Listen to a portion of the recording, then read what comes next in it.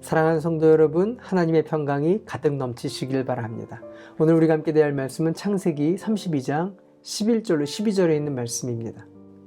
부디 제 영의 손에서 에서의 손에서 저를 건져 주십시오. 형이 와서 저를 치고 아내들과 자식들까지 죽일까 두렵습니다. 주님께서 말씀하시기를 내가 반드시 너에게 은혜를 베풀어 너의 씨가 바다의 모래처럼 셀 수도 없이 많아지게 하겠다 하시지 않았습니까? 14년 동안 라헬을 얻고자 또 레아를 맞아들임으로 하나님께 마음을 다한 예배를 드리지 못하고 있다가 비로소 요셉을 낳고 그 마음을 깨닫게 됩니다. 자신의 삶에 무너져버린 예배의 자리를 다시 회복하고자 야곱은 영적으로 몸부림을 칩니다. 그리고 하나님을 다시 만나고 하나님의 약속의 말씀을 다시 확인받습니다. 하나님께서는 라반과의 만남과 헤어짐을 주관하시고 야곱을 지켜주십니다. 야곱이 하나님을 체험하기 시작한 것입니다. 라반의 손에서도 건져주신 하나님께서 이제 그 믿음으로 에서와의 관계도 주님께서 선하게 이끄실 것이라는 믿음이 생겨진 것입니다. 그리고 비로소 그 믿음의 기도를 드리기 시작합니다. 야곱의 기도가 바뀐 것입니다. 아브라함의 하나님, 이삭의 하나님, 이제 내가 하나님을 체험하는 이삭의 하나님에서 야곱의 하나님이 되어진 것입니다. 그리고 겸손하게 주님께 기도합니다. 주님의 은혜가 아니면 살 수 없습니다. 이 종은 감히 그 하나님의 은혜를 받을 만한 자격이 없습니다. 이렇게 기도합니다.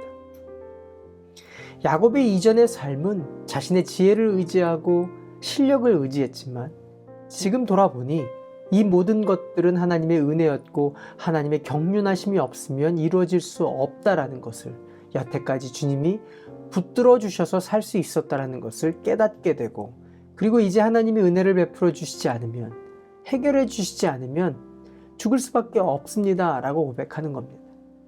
전적으로 하나님을 의지하고 그 약속의 말씀을 붙들고 기도하기 시작한 것입니다. 우리가 신앙생활하면서 진실로 믿음이 자라고 예배자가 되는 것은 하나님의 약속의 말씀을 붙들고 기도할 때입니다. 그리고 그 약속의 말씀을 붙들고 기도할 때 주시는 응답이 체험되어질 때 믿음이 자라고 하나님과의 관계가 깊어집니다. 심정으로, 지식으로 하나님을 경험하는 것이 아니라 또한 누군가가 만난 하나님을 듣고 은혜를 받는 것이 아니라 실제로 내가 하나님의 음성을 듣고 그 말씀을 붙들고 기도함으로 하나님을 체험하며 기도함으로 하나님의 응답을 체험하고 그것들이 경험이 되어져서 재산이 되어지는 것입니다.